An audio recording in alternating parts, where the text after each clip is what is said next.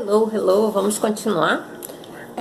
Vamos lá, voltando a falar sobre hemólises e gatilhos, né?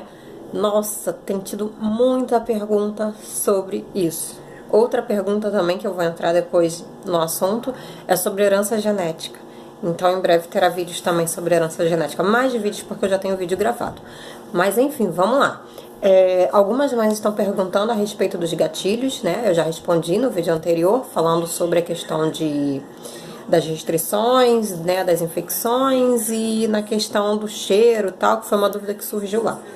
Porém, tem uma pergunta lá muito interessante. Uma pessoa está perguntando se uma criança que tem infecções recorrentes, né? Uma criança que vive tendo infecção, se essa criança tem vai correr o mesmo risco de sofrer danos nos órgãos, como se no caso, um exemplo, se ela não estivesse seguindo as restrições, estivesse sendo exposta às substâncias restritas.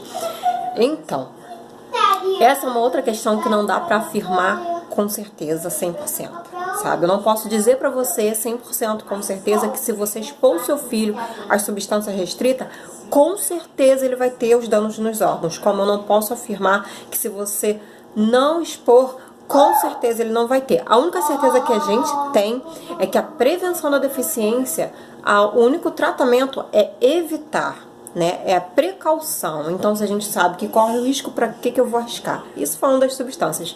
Agora, em caso de uma criança que tem as infecções recorrentes, eu não tenho como confirmar que essas infecções recorrentes lá no futuro vai causar os danos, como eu também não posso não dizer que não vai, né? Eu não tenho como afirmar. Nenhum médico vai poder te afirmar com certeza se é possível ou não é possível.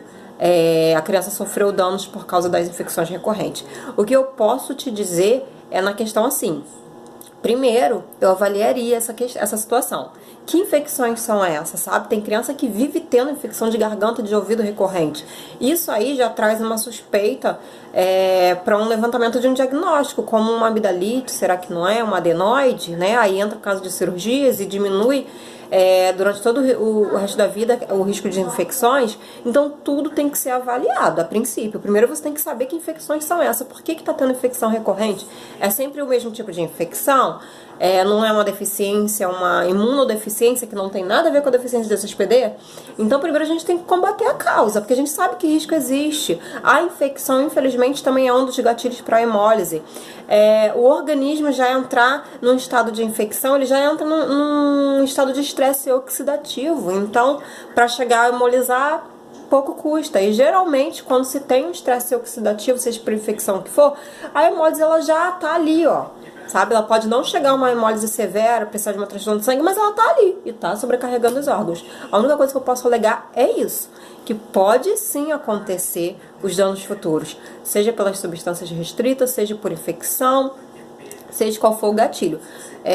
Os danos, eles existem, eles podem acontecer, isso está mais do que comprovado, mas eu não posso te garantir 100%. O conselho que eu dou como mãe e como pesquisadora e orientadora do projeto é que investigue. Eu não sei que tipo de infecção essa mãe está citando. O que deu a entender é que a criança vive tendo algum tipo de infecção. Então vale uma boa conversa com o médico que acompanha, o pediatra que acompanha, para investigar o porquê tanta infecção recorrente, para se combater a causa dessas infecções, o que está vindo a trazer tanta infecção para essa criança. Às vezes nem é infecção, né? Mas é aquilo, somos leigos, não temos entendimento aprofundado na coisa, e a gente segue aquilo que o médico fala. A gente vai 10 vezes num PS aí e vão dizer que é virose, a gente vai dizer que é virose. Vai dizer que é infecção, a gente vai dizer que é infecção. Então é bem relativo essa questão. E o que eu tenho a dizer é isso: investigue o porquê dessas infecções recorrentes. E na questão da deficiência de SSPD, estar sempre atento aos sintomas. O risco existe sim, eu não posso mentir, eu não vou esconder.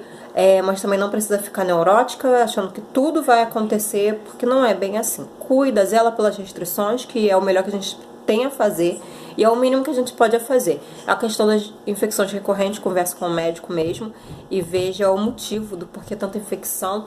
Eu costumo pensar que o nosso filhinho de mãe nunca falha.